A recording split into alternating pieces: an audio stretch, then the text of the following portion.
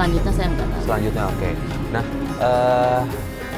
saya dengar juga udah sempat menjalani di penjara, kemudian keluar ya. Boleh tahu berapa lama dia di penjara? 12 bulan.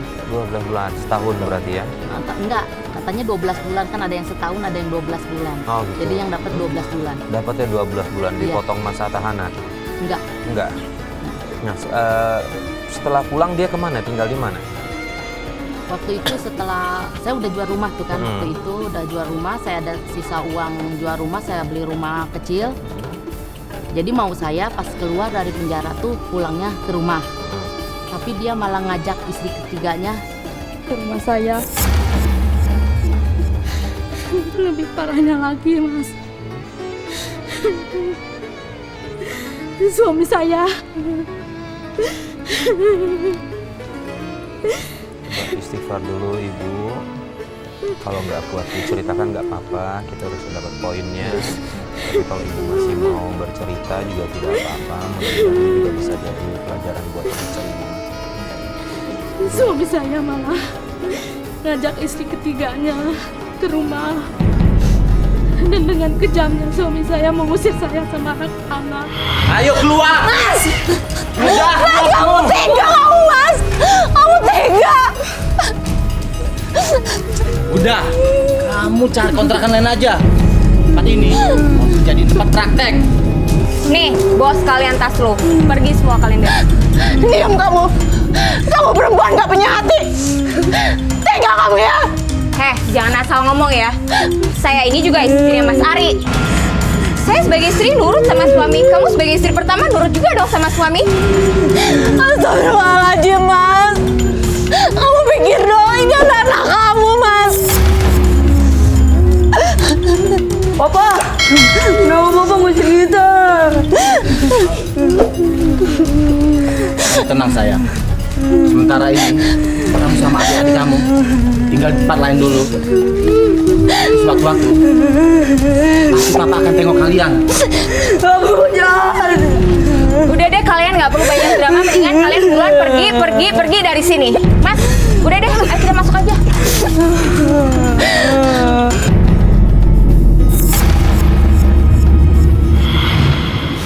Saat ini dia awalnya mengaku sudah digugat cerai dengan istri ketiga, tapi ternyata setelah keluar justru pulang ke rumahnya ibu yang dibelikan itu dengan istri ketiga malah diusir nih Pak. Iya. Suami Bu Nisa ini melakukan apa ya, kedzaliman yang sangat besar sekali. Yang pertama, ketika dia dapat musibah di penjara, siapa yang melakukan pembelaan di antara tiga istrinya? Ya istri yang pertama, Bu Nisa. Dan menyampaikan yang kedua ketika sudah diceraikan. Tapi ketika setelah dapat kesempatan menghirup udara bebas di luar, ternyata apa? Dia kembali kepada istri yang ketiga tadi itu dan justru berbalik menghantam pada Bu Nisa yang tadi sudah berjasa tadi, datang ke rumah dan malah diusir. Saya kira ini adalah perbuatan zalim yang tidak bisa ditolerir oleh agama. Tetapi ya satu hal, Bu Nisa ini telah didolimi, dan doa orang yang madlum yang didolimi itu sangat diijabah oleh Allah. Kan ada 3 doa yang diijabah oleh Allah. Di antaranya adalah doa apa? Doa orang yang musafir, doa orang yang sedang berpuasa. Doa yang ketiga apa? Doa pemimpin yang adil. Doa yang keempat apa? Doa orang yang didolimi. Lah, orang yang mendolimi dan kemudian didoakan oleh orang yang didolimi, maka akan mustajab di hadapan Allah Subhanahu Wa Taala. Mungkin pada saat mengusir ibu tadi dan kemudian beberapa hari atau bertahun, mungkin dia merasa berjaya, ada kebanggaan, tetapi pada saatnya Allah tidak akan merelakan orang yang didolimi ini. Maka Allah akan turun dengan pertolongannya, akan membela, dan pada saatnya tadi misalkan suami ibu mungkin akan mendapatkan musibah yang lebih berat lagi. Karena apa? Atas perbuatannya. Ini namanya imbalan. Imbalan punishment dari apa yang dilakukan karena dia telah melakukan kedoliman pada istrinya dan juga pada anaknya dengan melakukan yang kasar tadi, yang melampaui batas tadi itu.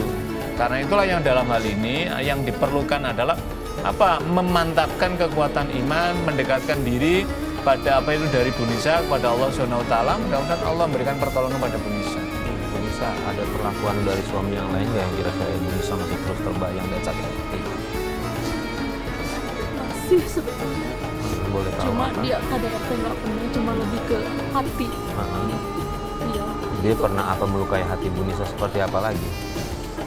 Pokoknya yang menurut saya semuanya udah bikin saya hancur karena udah ngusir anak-anak saya yang jelas ngomong itu, ada omongan apa nggak yang bikin ibu sakit hati gitu? Iya, Sampai nggak nyangka terus gitu? Waktu bawa istrinya, saya masih di depan rumah waktu itu. Dia sempat ngomong mau kasih uang saya 1 juta untuk bikin saya ajukan ke pengadilan untuk menceraikan dia di depan istri ketiga. Cuma itu sampai sekarang saya masih ingat depan anak-anak saya. Saya dengar juga katanya suami pernah bilang kalau ibu sudah meninggal ya untuk bisa menikahi istri yang lain. Iya. Itu kejadian yang istri kedua atau yang ketiga dia ngomong kayak gitu? Entah yang keberapa, pokoknya sesudah yang ketiga. Waktu itu saya tuh sore kalau nggak salah, sore-sore sekitar pukul 4 sore. Tetangga yang rumah saya sebelumnya dulu, yang sebelum saya jual, yang udah saya jual dulu, kan saya pindah ke kontrakan, udah diusir suami. Saya pindah kontrakan, lalu datang ibu-ibu kawan-kawan pengajian saya. Datang katanya dengar kabar kalau saya meninggal tuh di Bogor, di rumah orang tua saya. Waktu itu suami saya ditanya lagi bawa perempuan sama tetangga saya dulu. Ini kalau udah satu hal yang kelewatan biar bisa menikahi wanita lain, dia bilang kalau istrinya sudah meninggal. Iya. Ini apa ya? Ini kan keterlaluan sekali ya. Tadi sudah melakukan kedoliman yang luar biasa kepada Bu Nisa, tetapi setelah itu kemudian memberikan kabar Bu Nisa meninggal dengan alasan untuk bisa menikah. Kita mentausiahkan pada diri kita semuanya, perempuan yang ditipu oleh suami model suaminya Bu Nisa tadi jangan percaya. Si istrinya saja ditipu, apalagi Anda yang ketika tertarik tadi itu. Yang kedua, orang yang semacam ini tidak akan diberkahi oleh Allah. Pertama, karena dia memusuhi hambanya Allah. Yang kedua, memusuhi Allah Subhanahu wa Ta'ala. Yang ketiga, melawan ketentuan Allah, maka hukum Allah akan berlaku pada orang semacam ini. Lah, ketika orang yang semacam ini, orang lain hidup bersama orang yang semacam ini, juga Allah akan cabut keberkahannya, dia tidak akan mendapatkan apa-apa gitu loh. Jadi karena itulah kita semua penting untuk berhati-hati yang semacam ini. Yang berikutnya apa? Sekali lagi, ketika kita melakukan kezaliman pada orang lain, apalagi berlipat-lipat, yakinlah Allah tidak tidur. Artinya Allah akan menurunkan balasannya kepada kita ketika kita masih berbangga dengan semacam ini. Kalau tadi yang disampaikan tadi kan apa ya? Dia melampiaskan syahwatnya di jalan yang tidak dibenarkan oleh Allah. Kalau syahwat dilampiaskan di jalan yang benar apa? Ya dengan cara pernikahan. Lah pernikahan kalau misalkan poligami apa? Ya harus izin tadi itu, kemudian ada kerelaan di antara masing-masing supaya apa? Jalan inilah yang akan mendatangkan keberkahan Allah SWT. Nah, ibu setelah diusir kemudian tinggal di mana sama anak-anak? Saya di kontrakan. Di kontrakan. Iya. Nah, setelah diusir itu ibu tapi masih kontak-kontakan dengan suami? Sesekali. Cuma itu juga lewat anak-anak saya. Udah nggak pernah pulang. Terus bagaimana sekarang hubungan ibu sama suami ibu ini? Jadi maaf, suami saya itu sebetulnya udah meninggal. Innalillahi. Iya. Tapi sebelumnya waktu itu saya pas dia itu ngusir saya tuh, saya tinggalin kan, sempat saya tinggalin. Terus udah gitu saya dengar kabar, saya pulang ke rumah orang tua saya dengar kabar katanya suami saya tuh udah jadi gelandangan. Udah beberapa hari di pinggiran jalan tuh udah dalam keadaan sakitnya tuh udah nggak terurus. Istri-istrinya pada kemana? Saya nggak tahu. Meninggalnya karena apa boleh tahu? Waktu itu kan sempat saya sama anak-anak saya urus ya. Cuma 2 hari saya bawa ke rumah, waktu itu saya sempat bawa ke rumah sakit. Dan dokter aja udah angkat tangan semua. Jadi udah mohon maaf pokoknya aneh gitu. Udah pada bengkak semua, matanya aja udah nyaris mau keluar.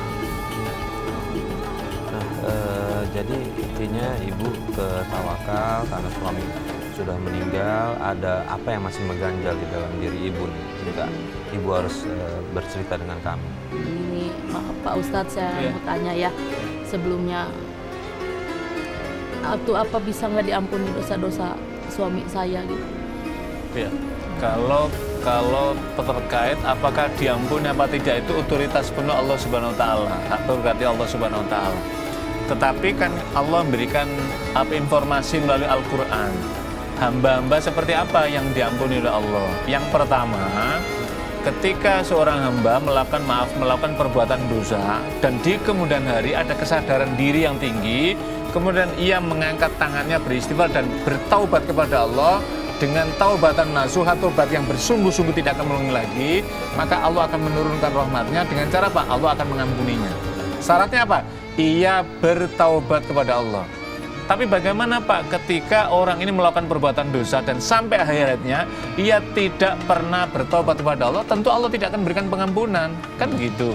Syaratnya adalah pernah bertobat. Lah kita tidak tahu, mohon maaf apa itu almarhum, apa itu bapak tadi pernah bertobat apa tidak. Ya tentu kita berdoa mudah-mudahan beliau sempat bertobat kepada Allah supaya Allah memberikan ampunan kepada dia. Yang kedua apa yang dilakukan? Yang dilakukan adalah orang yang masih hidup mendoakan mudah-mudahan Allah memberikan kesempatan mengampuninya. Makanya kan ada doa Allahumma firlahu warhamhu, ya Allah ampunilah dia, ya Allah ampunilah, rahmatilah dia, itu adalah dalam rangka untuk memberikan pengampunan. Lah kewajiban orang yang masih hidup adalah mendoakan saudaranya yang sama beriman yang melakukan dosa.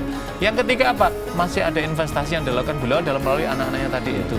Lah saya kira melalui dari ini ibu harus berbesar hati memaafkan dia.